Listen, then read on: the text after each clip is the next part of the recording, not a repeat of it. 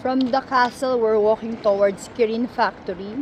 Kirin is a beer na sikat dito sa Nagoya. Hindi makukumpleto ang trips namin pag hindi siya nakakain sa McDo. This food for 1.5 yen. 2 burgers, french fries, juice, and pie. Good. Burger nila dito, mas maraming gulay, mas malaki yung bread. Look at that.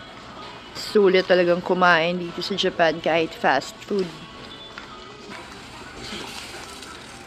Merong strawberry talaga. No. Just finished eating at McDo. Lakad uli. Umuulan! Tama ba naman ang suot ko dress?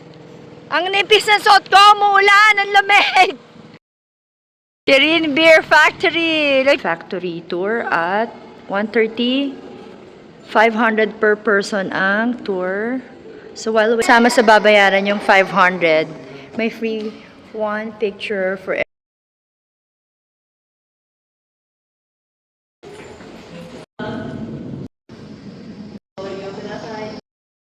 First, you have to take a look at the difference in color and thickness of the wort. Next, compare the aromas of the two. So you have to smell this.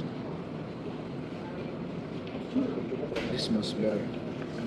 Finally, let's check the difference in taste to make it easier to sense the difference and try the second press one first. Mas masarap yung first. Para siyang tea. Did you smell? Sarap. Second, first press.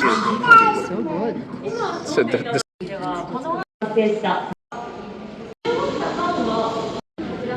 Souvenir shop. This is the best part where we get to taste some of the beers that they have to offer here. So I think they're The best part, yan ang gusto niya.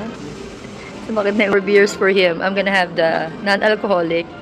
Sa kanya alcoholic.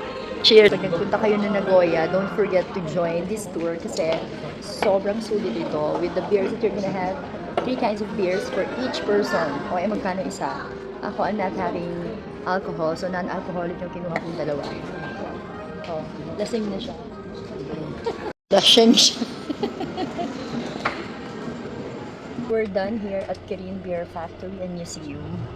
Malakas ang ulan, mabuti na lang. May free shuttle up to the JR station.